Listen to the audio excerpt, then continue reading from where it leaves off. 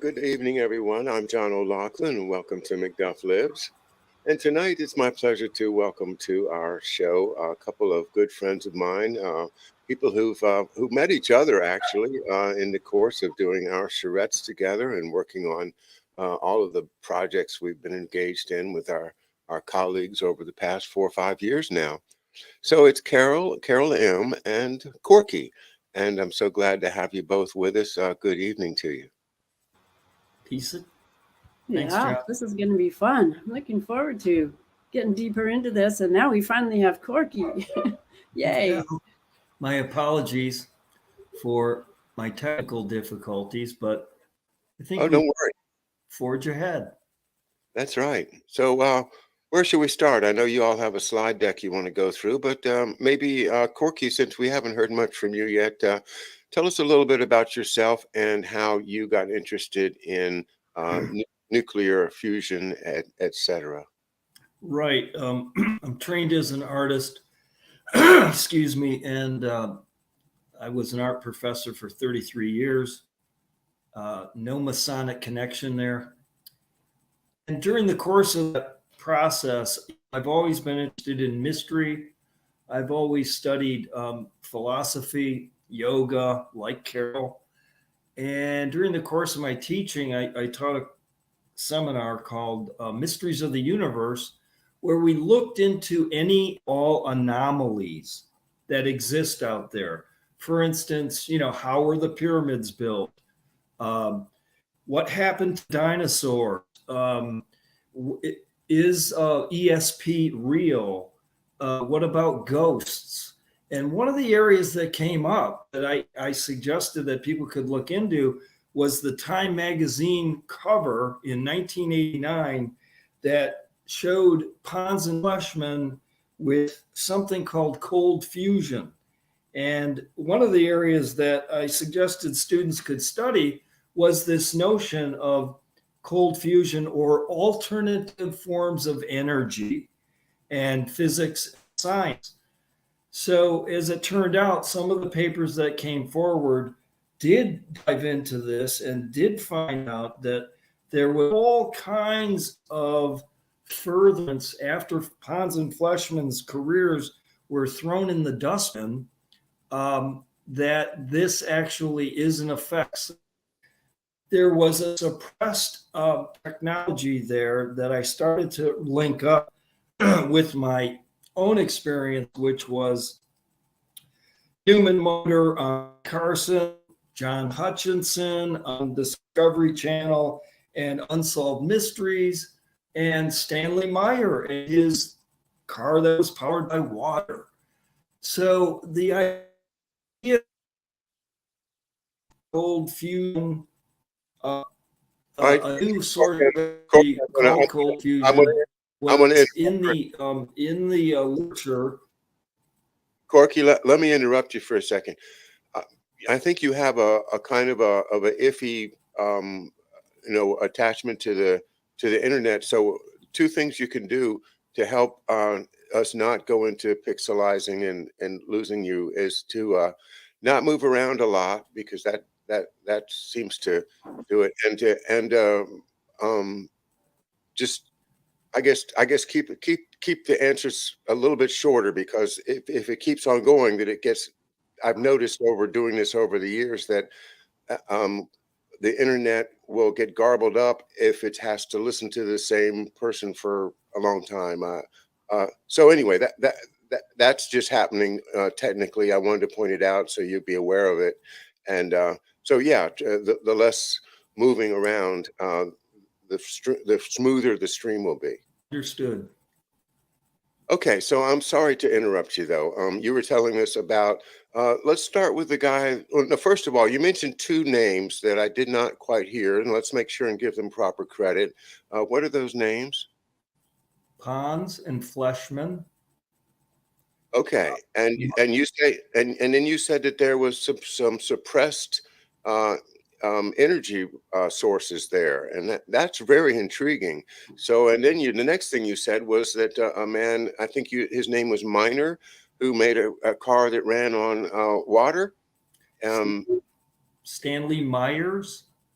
Myers, sorry. Yes, Stanley Myers, and that is separating water, and that is a form of cavitation electrolysis that leads to a form of low energy nuclear reaction. So yes, this technology has been fits and starts all through the 20th century. Carol took a look. She's my fact checker, and she was able to see that what I'm looking at can also be verified by John Wilkins and the Schiller Institute. They're all aware of cold fusion. Yeah, I know that the Schiller Institute has talked about it for many years, but it's one of the subjects that I haven't jumped into because well, I guess my plate is probably already over full. So that's why I really appreciate the idea of a basic introduction from you guys tonight. So, okay, so carry on. Let's get into the idea of a LENR and why would we want to have one of those? Carol? Oh, Carol, unmute your mic, please. Yeah. So is the question, why would you like one of those reactors? What is an LENR? Let's start. What is it? Okay, it's a and low. Why would we want one? Okay, it's a low energy nuclear reactor, and why you might want one is because a little box that could be potentially about the size of a window AC could heat your whole house and do all the electricity you needed, and it would never need to be part of the grid.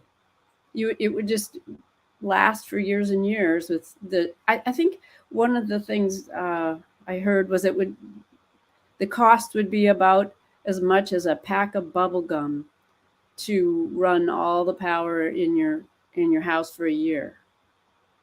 Once these get into production, once this energy is developed as a commercial thing. So that's pretty exciting. Let me say, yes, it is. It sounds like there is some technology that is called nuclear, but it's not nuclear fission, in which radioactive materials go flying around and people can get sick from that. It is a totally different approach to nuclear energy. So how far along are we with that? And what is that technology? You're talking about a small LENR that might be running my house for me for the rest of my life. I love this idea, especially if it's not radioactive, but that's in the future, right? Where are we at? It's technically possible. It's I think at the very end of our presentation, in the slideshow, maybe we could go there to start. Actually, there is kind of how long it might take and what you get from it in terms of the economic disruption. I think from an economist who's looked at this, he's a historical economist, and what he said was that when horses, the difference between horses and cars when we got Model T Ford took about 12 years, and that it gave us a similar jump in power over the horse, and that was around the turn of the last century that happened. So he thinks it could easily happen within that amount of time, and that it would also give a similar amount of improvement in just our standard of living, a similar percentage, maybe even greater. All those numbers are at the end of the presentation, so we can sort of dig into that a little bit more. But yeah, there's 3 forms of it. One is vibration, and that's the one Corky will get into, Bob Grenier, and he's done a lot of work on that. He's a really interesting scientist. He's an engineer, actually, from the UK. And he's taken he's done a deep dive into this. and he's dug into all these old papers that have been around that have been proven this technology, and he's recreated the experiments online and had all these scientists participate in replicating them again. So what, and the ones he's really dug into the most is this idea of vibration to create cavitation, and it actually does a transmutation of the metal it's using for a fuel into another metal. So you're actually creating different elements out of the elements you use. Are the elements getting more complex or less complex? Well, it sort of hollows out the center of the atom, right? Is this correct, Corky? It hollows it out by an implosion.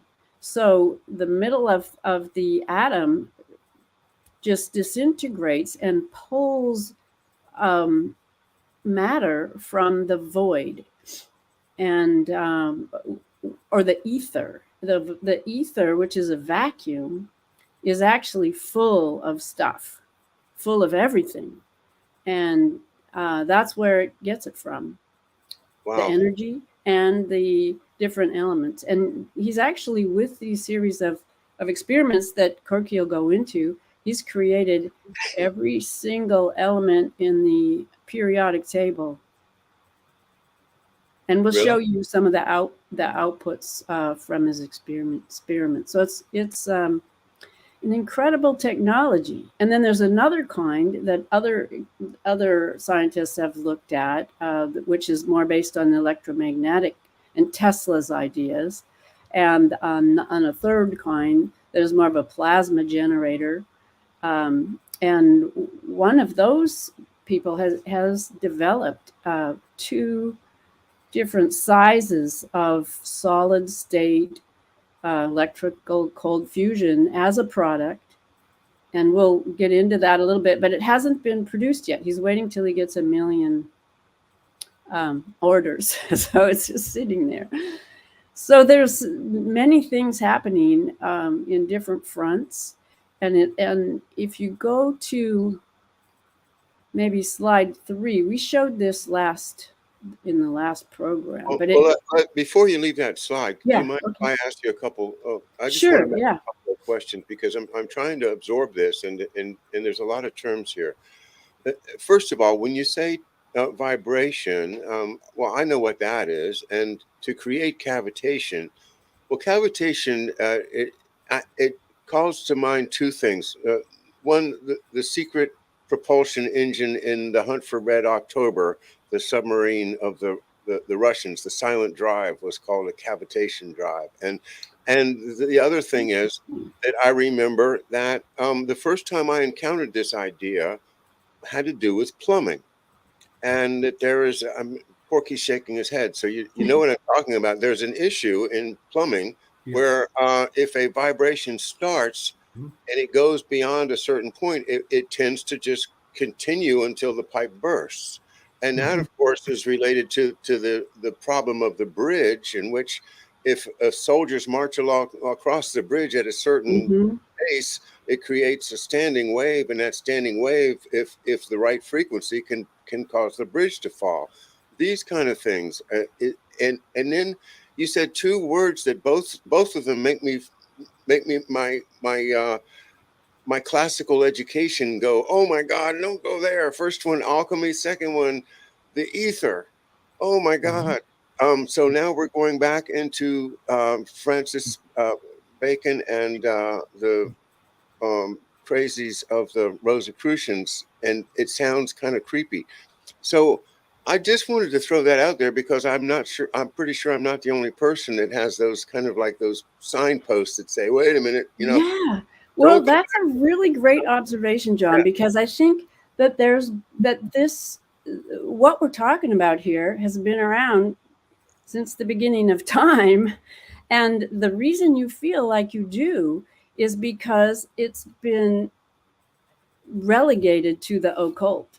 It's been relegated to crazies all along, and as part of obscuring it. The word occult means to obscure it, and I think if everybody understood this technology, and it's really not that hard, and understood it and accepted it, we'd be in such a different place. But it has been kept away from us on purpose and used to do things that look like magic or look really weird or give somebody power, but in fact is very, very useful. It's also been used to build giant monuments and light them up and things like that too in the past that are very useful. So but this quote here that you've got up here is about the vacuum, and this is a quote from 1654. So the experiment that this scientist did in 1654 was he took two copper, I guess, bowls and put them together and used a vacuum pump to pump everything out. And then he put teams of horses on either side and showed the king that the teams of horses could not pull the bowls apart. And then he wrote this beautiful quote of that nothing, meaning the vacuum, contains all things, he wrote. It's more precious than gold, without beginning and end, more joyous than the perception of bountiful light, more noble than the blood of kings, comparable to the heavens, higher than the stars, more powerful than the stroke of lightning, perfect and blessed in every way. The vacuum is singing to us, a harmony underlying reality itself. And so this is energy from go ahead, Corky.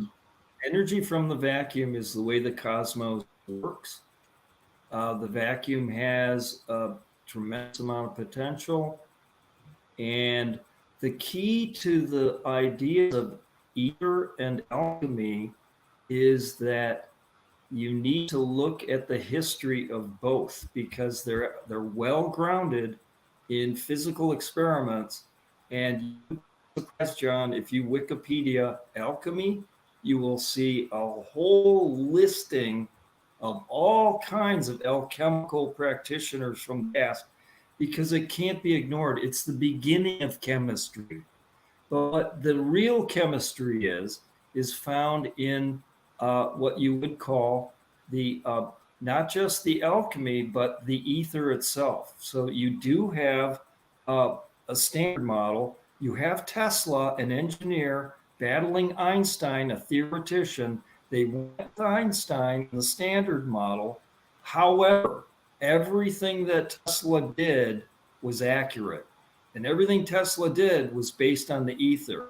Now, the Webb telescope is out in space, and it's pointing at flaws in the standard model, which means that settled science thought the Webb would confirm the standard model. Settled science is finding out that the Webb is confirming the ether model.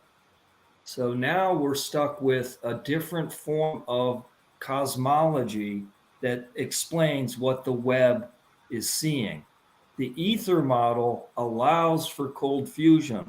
Remember that there's a ton of energy in a tablespoon of water. How is that possible? LENR, or cold fusion, is studying how to make that a workable source of energy. So there's you could say, a source of fuel that is cosmic dust, that's like a dust that can be excited anywhere in space. It's at the quark level. This is down at the subatomic level of dust. That fuel can be excited anywhere in space. So when you have the ECAT inside of a toaster, just turn the toaster on, the ECAT is going to draw electrons from the 0-point field of electrons, which is the quantum field. It's going to harvest electrons at will, and the virtual electron will replace the electrons. So the electrons that are put to work. So this isn't free energy. This is the way the cosmos actually works. The cosmos is constantly pulling electrons from the virtual seething quantum vacuum foam, which is a virtual electron field. So it's tricky to sense, but it's really like when you go to the forest and pick up a piece of wood, you're harvesting fuel. What these reactors are doing at a quantum scale is harvesting fuel that's ubiquitous in the entire cosmos, and it is literally the way the sun works. I hope that I have a comment about the submarine. Just you mentioned the submarine had this. What did you call it, John? Oh, in the Hunt for Red October. Yeah. You remember it had a silent drive, and they called it the cavitation drive. Cavitation drive. Okay. Remember when George told us about the fist-sized nuclear reactors that would run a submarine for 5 years that were already out there? Mark Kulak that told us. Was that Mark Kulak? Okay. Yeah, Mark's issue was how, and I think he was brilliant to point it out, Carol, that and I want to give him credit for it, because the idea of nuclear energy being, in fact, the most convenient and accessible battery that you can carry around with you, and the size of a cheeseburger can, run a battleship or something. I mean, it's kind of that. Yeah, you said a Polaris submarine. Yeah. But that's there you're talking about nuclear fusion, right? And the nuclear reactors. No. Well, so far there are there are no nuclear fusion reactors in existence other than the cosmos itself. The cosmos has created. I shouldn't have said fission. I meant the traditional ones, the ones where they split the atoms. Yeah. Yeah, Okay, but I suspect that fist-sized reactor is a Leonard reactor, and that the military has known about this technology forever. Right. That 500 years ago, when Newton dropped the apple on the ground and figured out about gravity, I think there were already people that could use this. And we'll go, we can look and see that way back in time, this has been made use of. Let me and we don't get to know about it, though. Go ahead, Corky. The case I'd like to make for fission and fusion is nature. Okay, nature pulls things together, and that would be a black hole. Nature drives things apart. That would be a white hole. So fission and fusion exist in nature. Nature is fission fusion. What we are talking about is fission fusion. It's a cycle, a spin, if you will, of leaving and taking. See, you're pulling from the vacuum virtual electrons, converting them into the cold neutrinos that are neither positive or negative, are generated into a negative or positive electron, and that is then drawn back together by fusion. So it's replaced. So you have in nature already fusion and fission happening in a cycle, if you will, and that's evident in ball lightning. So ball lightning is also a way of looking at what cold fusion reactor is making in its chamber. But if you just do fusion, it destroys the reactor. If you just do fission, you have a remainder that is radioactive. Nature doesn't require any of that. It's holistic. So what Eagly and Rossi have come up with is a balanced reactor, just like nature, where you're going from the vacuum anywhere in space. So it does get repulsion. It does get to, you could say, destruction, but it can also get to growth by pulling things together. You can also disrupt, but you can also cancel mass. And that's true of ball lightning. So when you look at UFOs, it's a form of ball lightning. I think this illustration, John, of the ether is shows that you can see the toroidal shapes, especially in the one on the right, because you see the whole toroidal shape. The one on the left, you're just seeing the middle of the toroidal shapes, but they're meshed together. And so there's always energy going in and energy going out, and a standing wave is when it stabilizes. So these kind of reactors stabilize these forces that are going in and out and spinning around like the picture, and can build in these meshes within meshes, and they're toroids within toroids. We could go to the next picture and look at kind of how that works. The next slide. Yeah, we looked a little bit at this before, but if you look at that picture on the left, you can see that there's one big bagel or apple that's going around, and then within that are maybe the little cores. But in the bagel game, this is actually, it's kind of an explosion of a solid state light that emits light. So there's little toroids going around, kind of like the seeds in an apple, and they're all wrapped in the same shape, the self-similar shape. And then it goes to a third level beneath the seeds. So they're shapes within shapes within shapes, and it all, if you saw the energy lines, it would look like that mesh. So there's a fractal scaling of this same wrapped shape. And it's what you see the same thing in a tree or in a person, where we've sort of got this core in the middle with all this winding and stuff inside that's like our organs.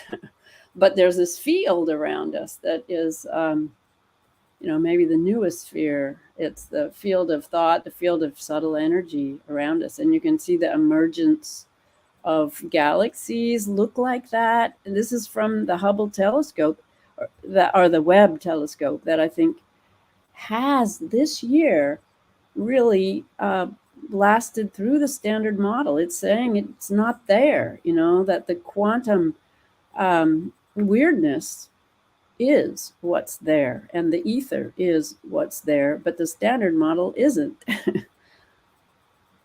So we're in a point in time now where this, if we're not going to teach it, if our schools are going to teach nothing to anybody except feelings, no one except a few top scientists will understand this.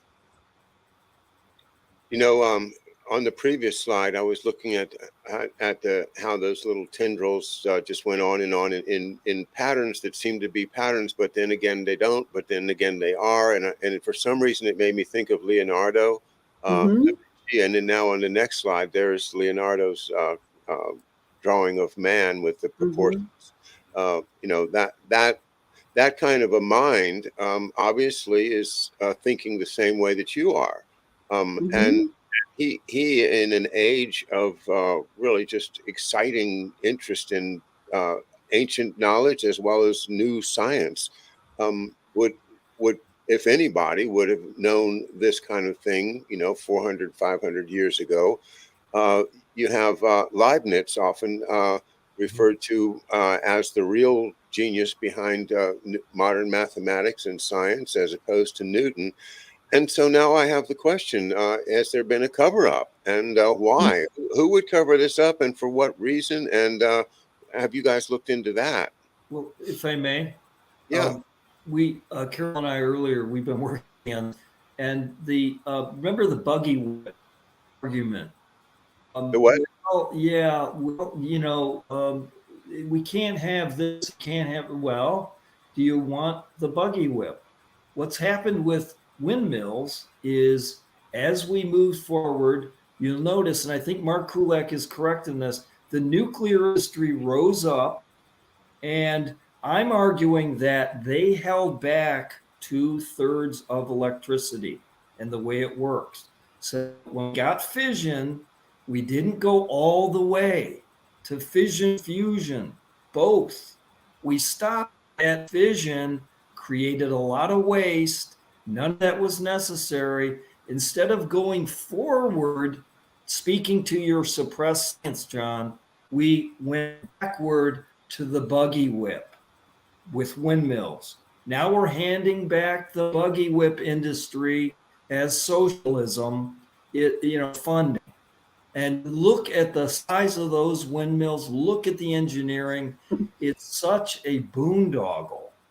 And what has happened is that, again, the 1989 Time Magazine cold fusion, no, you can't have that. Now you go to DARPA, ARPA, Lockheed Martin, Google, they all have patents on Leonard. And Carol can speak to the notion that what they're doing with scalar, with weather control, with shutting down propulsion possibilities, as in Eagle's talking about electric planes. Even Musk has brought up the notion of wouldn't it be nice? So we're struggling with using what we're talking about against humanity. You see it on 9/11, another mystery that I had my students analyze, and you see it in weather control. You see it in other kinds of ways of saying, no to gas. And what are we saying yes to? Buggy whips. I got you. Buggy whips is a great way to put it, and windmills, of course. But to me, this is, as you probably, if you follow me at all, what I think is going on, and I think this is consistent with what George Webb has said for many years, is that the plan is to have nuclear power in smaller locations along the transportation corridors, basically completely controlled by the financial system, the banks. Warren Buffett has a uranium bank in Kazakhstan, for instance, but to me, that none of that has touched yet upon this new technology. I'm still thinking that they are considering it all as the same old nuclear fission with the same byproducts that exist now. Of course, that, I guess you may be right. Maybe they're way ahead of us, and they've already developed the LENRs and are just waiting for the opportunity to take over the entire energy source of the world, because people are going to realize that windmills and solar are just not going to do it. They're not going to do it. ITER is being built in France right now. It's been researched for 60 years. So what is it? ITER, ITER. ITER. Okay. That's in France. A big old globe that'll have a sun inside of it, held together by magnets, and it's going to destroy itself. Bob has made this pretty clear. We haven't gotten to Bob Grenier yet, but he's made it pretty clear that you can't really contain fusion, but there is a way to, you could say, control light. So they're on a path of, I think, folly, but it's billions upon billions of dollars, and it's a big money laundering essentially. And these individual independent replicators are coming up with reactors that actually can produce electricity from the vacuum. And those are what's coming. And I don't think the elites and the powers that be like any of this at all. No, because they can't get funding at all. They're all working in their garages and their little labs, and they can't get any funding to do this or produce it at all. So that's not true entirely. You'd be it's maybe shifting a little bit. This isn't garage people. There are garage people, but Bob Grenier has put out all the white papers on all the research that this has gone through in the decades of the 20th century. So really gets way out in front of John's question of, is this suppressed? It's absolutely suppressed. Mm-hmm. And Bob is been on this since 2012. It's only matured. I think that as it gets more and more momentum, that's when the the conflicts get more and more ramped up. I mean, I see a battle of the titans that is behind the scenes, and frankly, I think the energy, the nature of energy, and the you say the physics of energy, it's really all that stands in the way of abundance, and I think that troubles out of the scarcity crowd. Perfectly said. That is about the clearest, cleanest way to that I've heard it put yet. The abundance is right around the corner, and Hmm. it scares the scarcity crowd. The scarcity crowd being the financiers. Hmm. Because without scarcity, there's nobody needs to borrow money. Why? Yeah, this is. So you put the bankers out of business right away when you have Mhm. uh, cost efficient energy on a local and individual basis. Right. And even if this was speculation, just do the thought experiment of what this would mean. Why wouldn't every rational human being want to see a solution to energy? Why can't we ask about that? Why shouldn't we look into what's been done to literally understand the physics of energy itself? Yeah. Not just the energy that we're given from Niagara Falls that uses Tesla's AC dynamos to this day. What the heck? If Wardenclyffe was developed and is science, why would Morgan say no to that? And even if he did say no, why would science say, let's not look into that? What is Mhm. Tesla talking about? All of Tesla's work is based on the ether, not the standard model. Remember, Einstein was purely theoretical, Tesla was an engineer. And Mark Black would think back up the difference between those two things. Yeah. Yeah. And I that once again, that puts a lot in a nutshell. The difference between a theoretician and an engineer. And if there's one thing we have too many of, it's theoreticians, and we have far too little engineers. I mean, engineering, I mean, we have enough science to solve all the problems that we have. All we need now is the Mhm. engineers to take the science and to put the Mhm. resources together and to solve the darn problems. And why can't we do it? Again, we are uh, Gulliver tied down on the beach by the Lilliputians. And the Yeah. Lilliputians have these little ropes all over us that says you can't do this because of this regulation, and you can't do this because you can't afford it, and you can't do this because we won't give you a loan, and on because we've already patented the idea 50 years before you thought of it. So forget about it.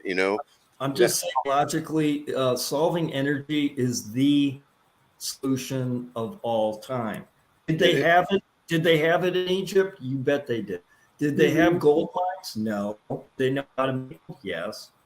Where did that come from? Where did King Thomas? Where did that gold come from? Were they digging gold out of the Sahara sand? No. Is there anything in the Chronicles of Egypt involving any mining? What? No. The alchemists is what the Egyptians called themselves. Alchemet goes to alchemy, which goes to chemistry. And again, Wikipedia can't even wipe alchemy out. They can't. It's too deeply entrenched in the chronicles of our own history. Look at nature. It does transmutation. Look at nature. It can cancel mass. The bumblebee's wings are at a frequency resonant with the planet Earth, so that the bumblebee's weight is canceled a little bit by lunar, believe it or Mhm. not. And hummingbirds probably too. Yes, all life is Mhm. involved in Leonard. Our bodies, John, when you touch a doorknob and get a spark, that's an exotic vacuum object that you just brought out of the vacuum. Isn't that interesting? an exotic vacuum object that I just brought out of the vacuum. Isn't Yes. that now? What if there's people in this vacuum that could I talk to them? Well, you'd be surprised about the nature of consciousness in relationship to this kind of physics, because even Rupert Sheldrake has a YouTube called "Is the Sun Conscious?" So Uh-huh. consciousness itself, as part of the energy life force of the universe, is the non-material source, and the trace of that source is consciousness. You'll notice consciousness appears non-material. Even the epiphenomenon that they talk about, the materialists, when not talk about consciousness. So consciousness as non-material source comes from the other side of the vacuum. That's the virtual source of all matter. We're not just matter, we're actually an interior as well as an exterior. The interior happens to be non-material. But that's more physics. But notice physics is in metaphysics. Beautiful. That's a beautiful way to look at it. I think I'm going to adopt that myself. I'm delighted with it. Well, guys, you got some more slides you want to go through as we pass through the hour? Yeah. Uh, we're on number 6 here. Bob Greenyer deserves more than my notes. Oh, and again, I think one of the disclaimers is that I think we're going to be inaccurate here, but this is actual. Despite the inaccuracies, the actuality, what we're talking about, it's in Japan. Bob's worked with folks in Japan. It's in Russia. It's amazing. I've talked to people in Australia and England. There are folks in Yugoslavia. It's all over the world. People are saying this is the will works of nature. This can get us out of the energy scarcity trap that this has been handed to us since the 20th century when Tesla started Wardenclyffe in New Jersey, and it was shut by Morgan. It's a wonderful story. And guess who donated $1 million to open up the museum at Wardenclyffe in New Jersey? Elon Musk. Why did Musk call the car company Tesla? Bob Greenyer believes that Elon Musk is going to be the beard that they use to roll out this technology. It's too important. You can't hold it back. They want to control it. They've got to figure out a way to introduce it, because there is no other solution to energy. This is energy.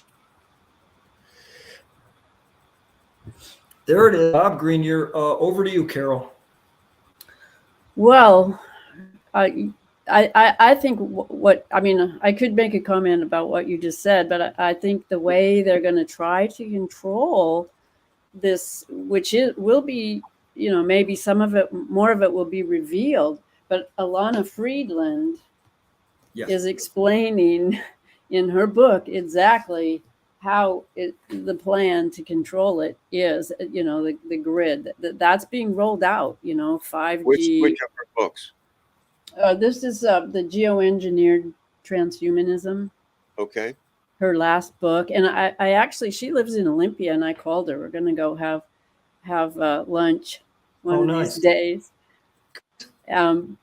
But she's laid it all out there. And I think Tesla's been very involved in putting this control grid, the communications grid, the lighting grid that goes, the global brain has tons of financing about it and behind it through DARPA, through all the channels.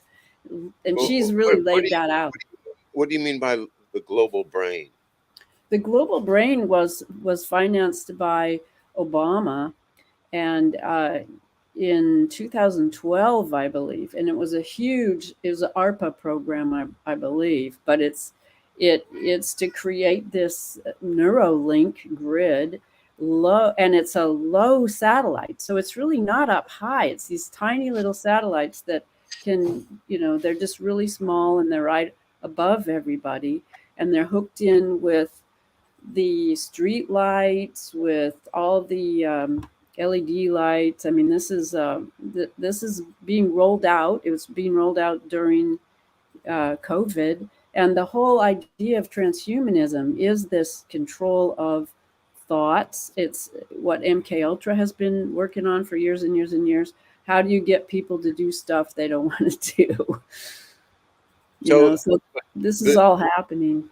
this brain thing is connected with Neuralink. See, I hear Neuralink and I hear Mhm. it's got Elon Musk, and it makes me get kind of creepy feelings. You know, It should.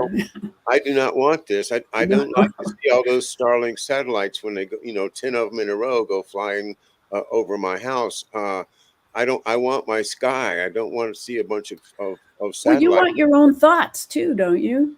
All right. So And you want to make your own decisions. well, that's why I want to tie this together. Yeah. You're saying that a program at ARPA, started by or signed off on by Obama, is connected to the Elon Musk Neuralink project, which is connected to the Starlink satellites that he's putting up there, which has been going on during COVID. So that COVID has provided a terrific, Cover. distraction for everybody to look at and be concerned about, justifiably concerned about it. But while they're putting this in place, and oh boy, that you've got me thinking now that there's a whole lot more to be discovered along these Yeah, lines. because there's a plus and a minus, a plus side and a bad side to this. It can, with pulsed energy. Pulsed energy is very detrimental to life. Yeah. We're analog. And to put the pulse, especially a really low, ultra low sonic pulse, can destroy life. And so it's a control grid. It's a surveillance grid. It's a control grid. It can target who they don't want, who they do want. And it really seems like it's not anything that's going to be good for humans. That's how the heart attack gun works. Is with microwave pulses, I believe. Yeah. And they've had that since the 70s. Yep. As a matter of fact, I think there's been times when I thought they used it on me. And the weather's been going since at least 1945, and certainly Vietnam, they were really working on controlling the weather during Vietnam. And so the case can be made that, again, suppressed Lenar technology could be at the heart of all the power that be, including alchemy into making gold, making any element that you want, including canceling mass and being able to propulse or do propulsion. And Bob lays out the way that cold fusion applications can enter into all three of those sorts of forms of power. But what I would argue is that the way we see technology, and you guys describe Neuralink and Starlink and all these areas. I'll mention the quantum computing, the D-Wave computer. And just remember that all these things are plugged into the grid. Okay, so you got a big fancy quantum computer. It's got a plug at the end, and you got to plug it into a socket. Let's keep the focus on where is that energy coming from. Is it necessary to actually plug something into a socket? No. Do they have what we're talking about? Yes. And what does it allow them to do? Enforce scarcity. That's my message that I want to get across. I know that, we could endlessly critique Musk, but I would argue that at least he raises the ethical concerns of the fact that it cannot stop technology developing. My point is with Bob Greenyer is that this is the only technology that exists. It's how nature works. So we get, let's talk about tools and weapons, but let's talk about how we get the sources of these tools and weapons as energy. How do you fuel them? How do you power them? Then we can talk ethics. I think ethics equally important as art and science, as you know. And so it's the key is to say, is a tool going to be used as a weapon?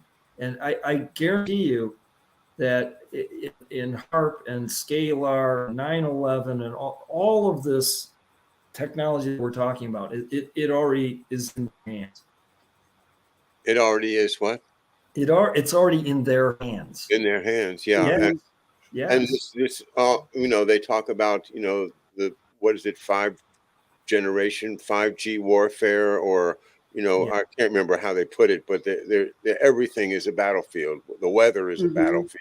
The sky, everything is looked at in terms of how do you exploit it, or how it can be a threat, and how do we use it to destroy the enemy. Yes.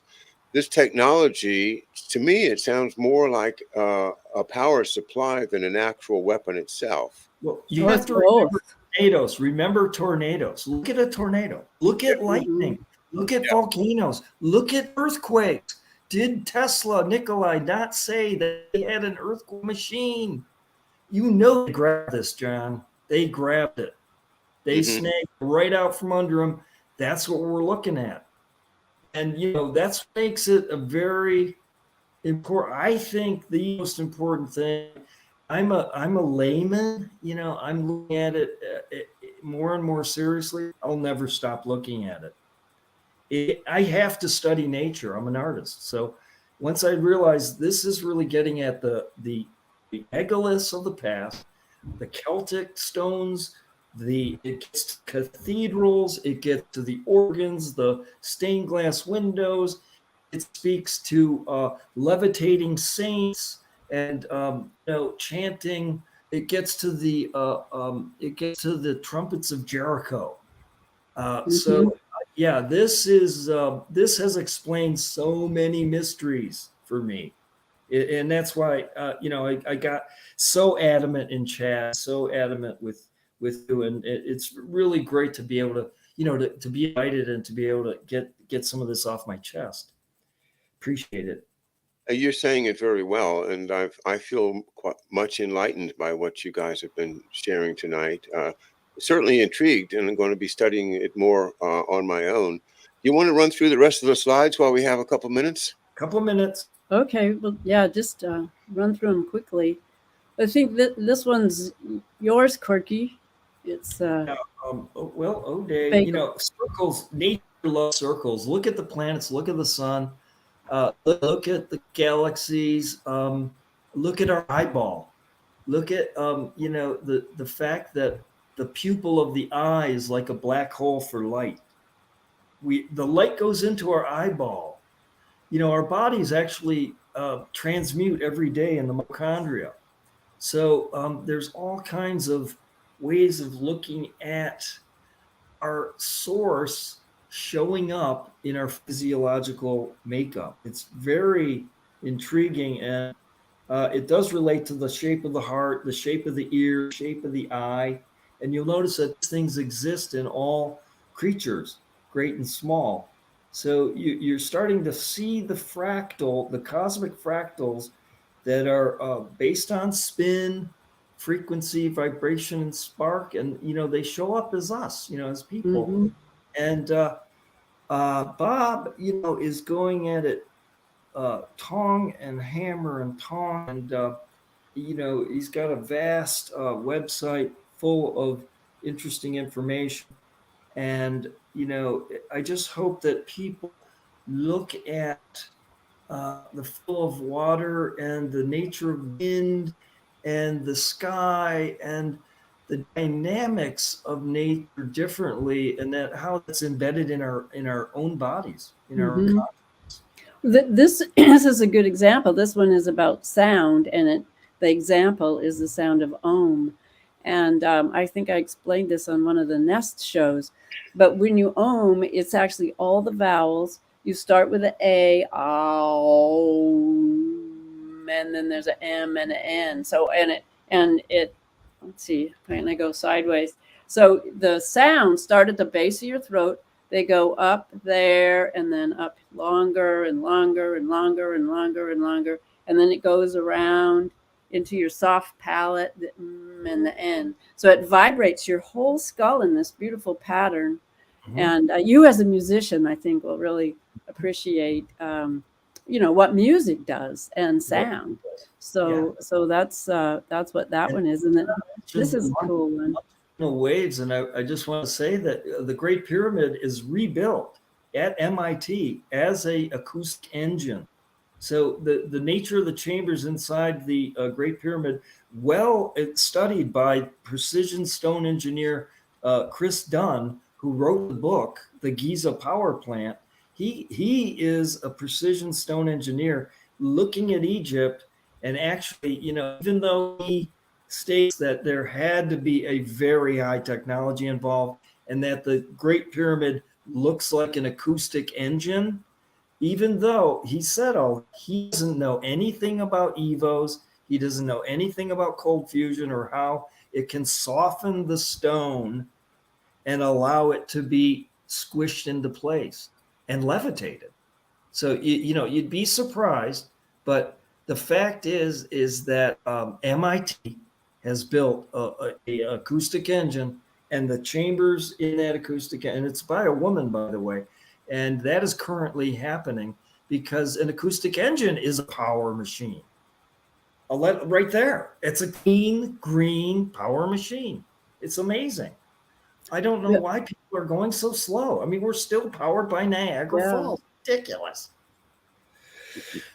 The one that you just showed actually shows the alchemy. And if you zoom in to that one, I think it's the one on the bottom left, in really close, you can see that gold is that he's spectrum analysis of this rope that's coming out of a volcano, and he's finding all these elements. I don't know if we can get close enough to see them, but there's a whole, as the reaction goes, there's more and more elements, and it gets to all of them.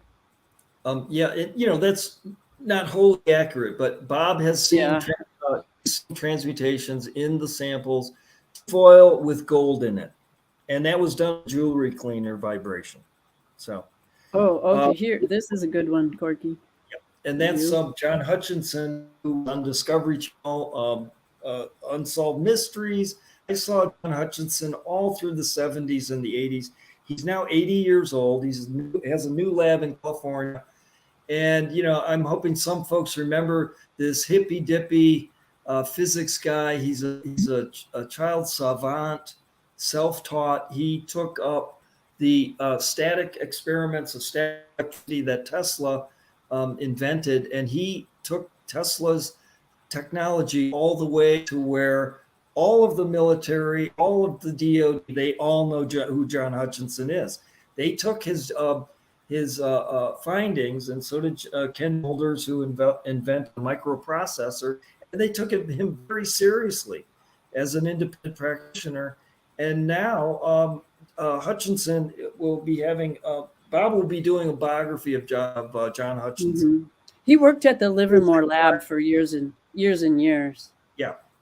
Eagly is the person to watch because he is less close to market than Rossi, but Eagly has independently verified that you can, in fact, pull electrons right out of the vacuum.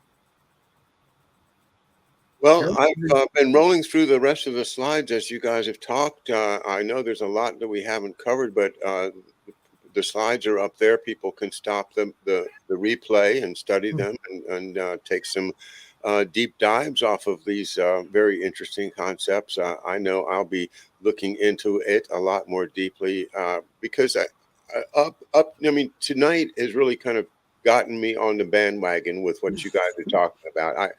I love the idea, but it seems a little bit, too far off for me to understand. And now I feel like I've got a grasp on the idea.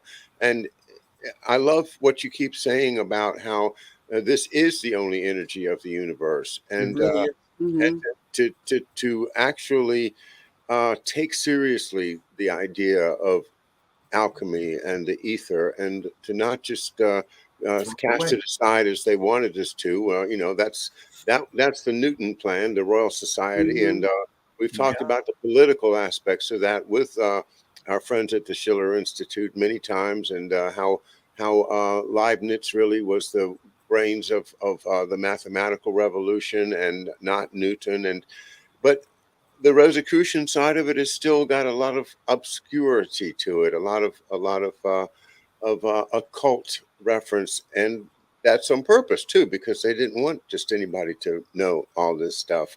Once again, the cover up continues of what appears, to really be the source of energy that we can use if we can just get a hold of it and get these darn patents and financial restrictions out of the way.